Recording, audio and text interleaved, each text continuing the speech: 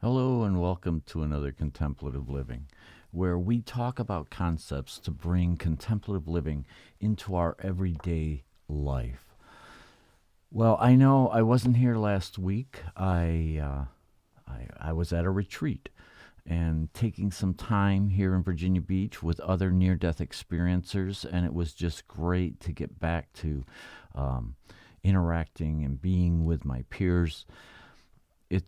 We need to live our lives. And so this week the theme has kind of been about, staying in our centered being.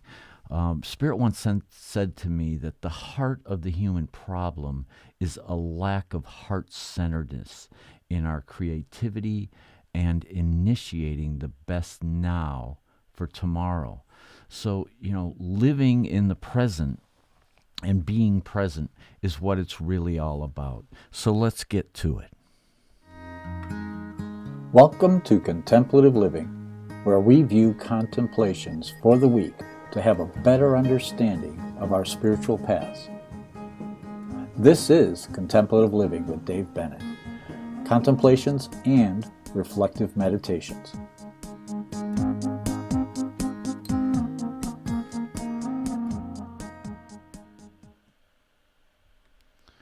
All right, well, we're working at a time of hyper-competitiveness and unprecedented pace of change. Keeping our calm is of vital importance. This is really what it's all about, our world is hectic. And it's been this way for quite a while. It's not anything new. The pace of life has constantly been speeding up. And we all feel it. And it tends to create a lot of anxiety. It creates a lot of just not being centered and not feeling ourselves. Well, that's kind of what we're going to talk about, because we need to find that calm, peaceful center that is the essence of our being. And when we're there, we can live in this world. We can interact in this world and actually help develop the change that is a brighter future for everyone. Change your thoughts. Reframe negative experiences into growth experiences. So what do we mean here? We mean, there is a brighter future. There's a future that is bound in abundance. But we have to create it. We have to go there, and and how do we do that? Is first, we have to recognize it within ourselves, that there's an unbounded bounty of energy and of positive, loving intention that resides within each and every one of us. So reframing all the circumstances around us, look at the good that is in everything. Try to find that. I know sometimes we get frustrated, we fall off, we can't always see the positive, but we try. We get back up and we look for it. It takes a concerted effort to find the good in some circumstances. But a lot of times, even when we're at our lowest low, and I've been there, there's some good. And that good is what we can grasp. That good is the seed that we can water and have it mature into something much more empowering. Hi, William. Good morning. I'm glad you could join us. And so focusing on our essence, our essential nature, is what'll get us through a lot of times. Negative emotions are easily washed away by positive feelings of gratitude. Hey, Patricia, how you doing? Glad you could join us.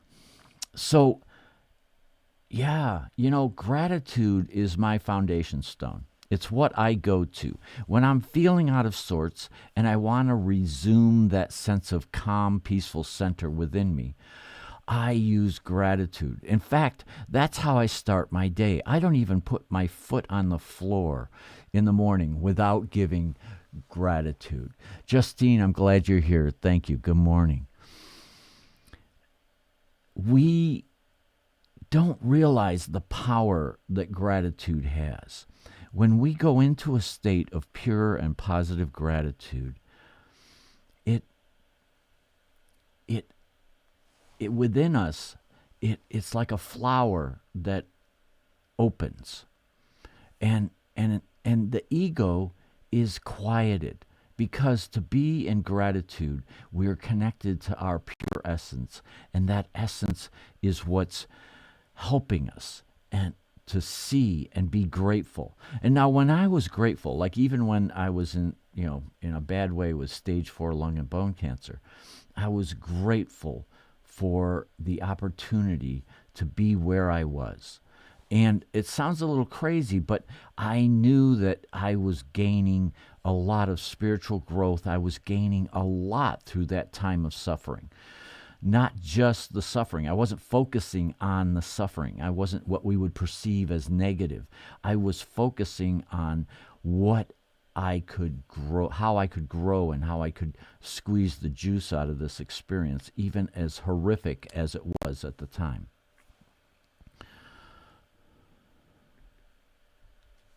So,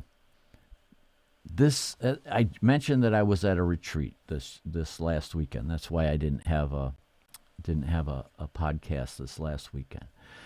And I was walking along the shore at pre-dawn, and this is a picture of that dawn, with the waves licking at my ankles. I waded in up to my knees, and I was walking along the shore, and every footprint that I made was immediately washed away.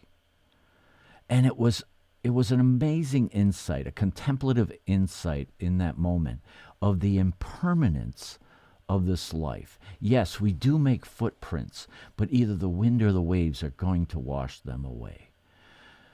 Because change is inevitable. Change is a part of our daily lives.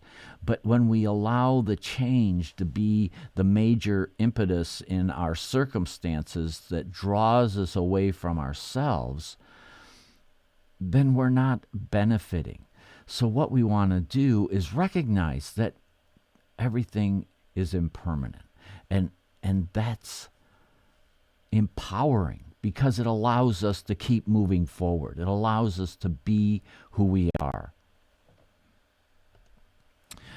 Change your focus to why is this happening for me, not to me. A lot of times it's like, oh, why are these circumstances happening to me? I just can't understand it. We don't have that vision as to, a lot of times we'll get a little glimpse, but we can't seem to maintain that vision of the circumstances around us, the greater sense of all. And so we feel like, the universe is dumping all of this on us. That's not the case. That's not the case at all. It's happening for us. It's opportunities that we can grasp and grow from, creating a stable foundation within our being. That's what life is really, really all about. And so thinking negatively or positively actually chains us to the circumstances that we live in. Try to think that it just simply is. No matter what's happening in your world, it simply just is. There really isn't a good or a bad. It's though good and bad are labels and perceptions that we put on our circumstances. But when we recognize that the circumstances just are, it empowers us to rise above the circumstances so that we can see clearly. We don't need to be chained to negative or positive. We don't need to grasp so hard that it just simply slips through our fingers anyway. Remember, impermanence. We can't hold on to this moment. We can only live in this moment and make it the best that we possibly can for a brighter and empowering future. So I hope that you can find that within your day or within your week, this coming week.